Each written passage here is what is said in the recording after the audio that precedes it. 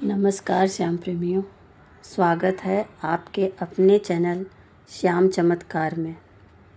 कभी कभी ज़िंदगी हमें ऐसे मोड़ पर लाकर खड़ा कर देती है जहाँ से आगे कुछ भी दिखाई नहीं देता, न कोई रास्ता और न कोई सहारा और ना ही कहीं से आने वाली उम्मीद।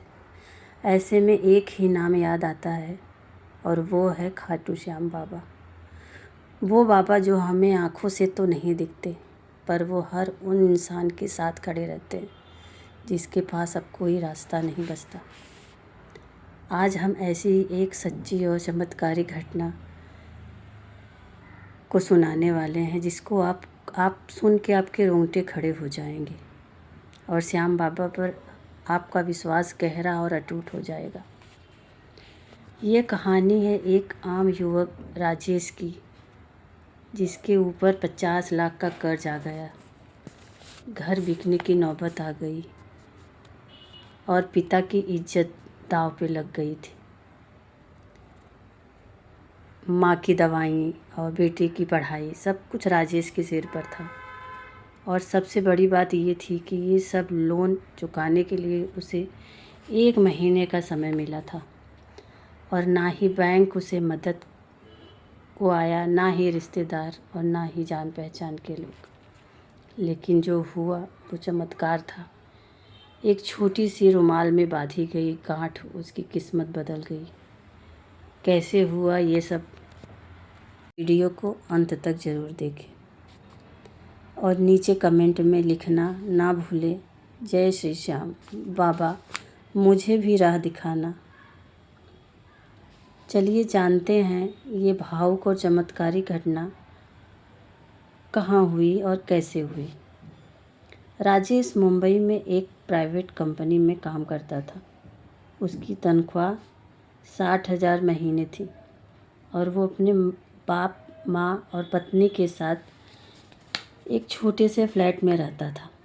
घर छोटा था पर उस घर में प्यार और सच्चाई की कोई कमी नहीं थी।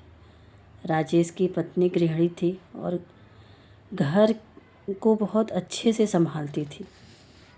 राजेश की माँ को दिल की बीमारी थी और घर का भी खर्चा निकालना बहुत मुश्किल से होता था। और राजेश के पिता ने अपने दोस्त से 20 लाख का कर्ज ले रखा था व्यवसाय के लिए, पर होने को तो और कुछ मंजूर रहता है। व्यवसाय नहीं चला और पिताजी के दोस्त अब अकड़ने वाले वसूलदार बन बैठा था अपने पैसे के लिए और कहता, मुझे अपने घर के पेपर दो, मैं उसे कोर्ट में रखकर नीलाम करवा दूंगा। राजेश के पिता ने अपने दोस्त से थोड़ी मोहलत मांगी पर वो साफ मना कर दिया और कुछ दिन बाद कोर्ट से नोटिस आ गया। अब राघव को 1 महीने का समय मिला था 20 लाख लोन चुकाने के लिए, वरना घर की नीलामी तय थी। राजेश बैंक गया, लोन मांगा, पर प्रोसेसिंग टाइम बहुत लंबा था।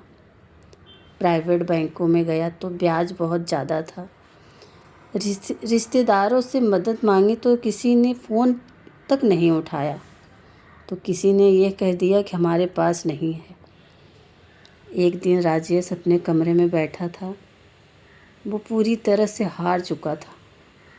उसी समय उसका पुराना दोस्त उससे मिलने आया। राजेश ने उसे पूरी बात बताई। तब उसके दोस्त